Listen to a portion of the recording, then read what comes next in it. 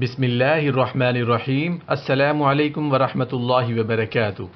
حضرت ابو ہریرہ رضی اللہ عنہ سے روایت ہے کہ رسول اللہ صلی اللہ علیہ وآلہ وسلم نے ارشاد فرمایا، جب کوئی شخص کہتا ہے سبحان اللہ والحمد للہ ولا الہ الا اللہ واللہ اکبر ولا حول ولا قوت الا باللہ العلی العظیم، تو اللہ تعالیٰ ارشاد فرماتا ہے میرا بندہ میرا مطیع اور فرما بردار ہو گیا، اسے بخش دیا گیا۔ سبحان اللہ سبحان اللہ سبحان اللہ۔ ایک دفعہ پھر پڑھ لیتے ہیں، سبحان اللہ والحمد للہ ولا الہ الا اللہ واللہ اکبر ولا حول ولا قوت الا باللہ العلی العظیم۔